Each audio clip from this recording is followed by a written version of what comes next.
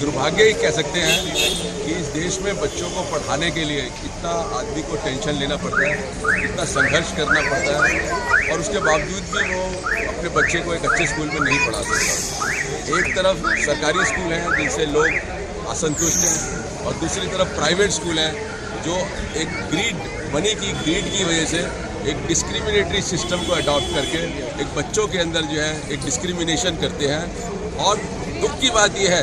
कि जो देश की सरकारें हैं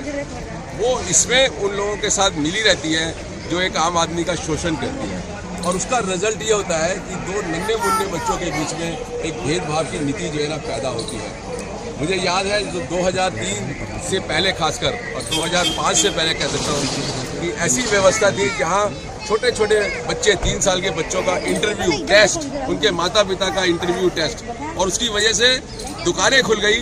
जो माँ बाप को ट्रेनिंग देते थे वहाँ जहाँ बच्चों को ट्रेनिंग देते थे और लोगों को उस स्कूलों पे भी पैसा खर्च करना पड़ता था। उसके अलावा मोटी मोटी डोनेशन प्राइवेट स्कूलों को देनी पड़ती थी।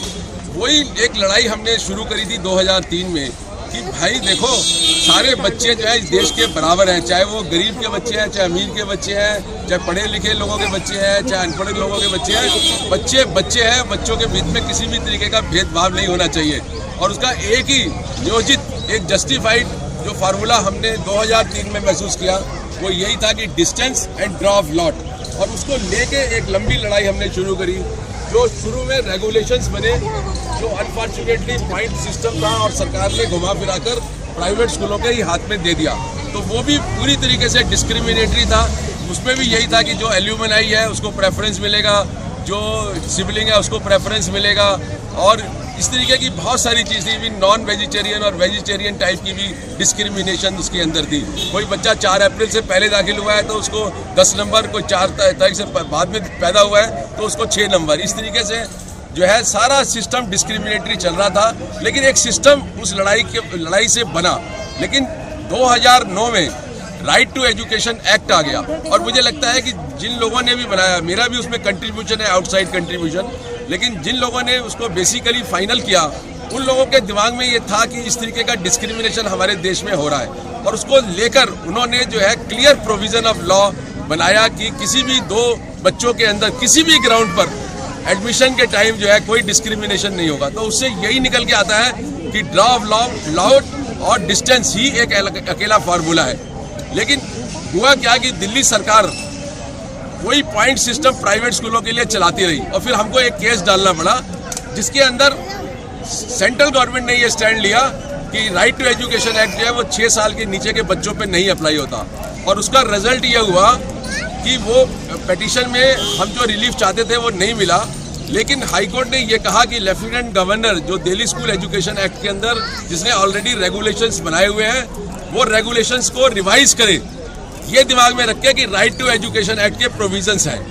इसका मतलब ये था कि लेफ्टिनेंट गवर्नर को जो ये गाइडलाइंस लानी चाहिए थी वो सिंपल यही लानी चाहिए थी कि distance and draw of lot. इसमें किसी भी तरीके का ट्रांसफर, एल्यूमिनाई 5% लड़कियों के लिए, सिबलिंग विबलिंग लाने की, या किसी स्पेशल स्टेटस कुछ स्कूलों को दिया है जैसे संस्कृति स्कूल जिसके अंदर सिर्फ जो है ना वो अपने VIP लोगों को, IAS ऑफिसर्स को दे सकते हैं, जो नॉन IAS है उनकी कोई जगह नहीं है। तो इस तरीके की जगह कोई नहीं थी। लेकिन लेफ्टिनेंट गवर्नर ने जानबूझ के या अनजाने में जिस तरीके के क्लॉजेस डाले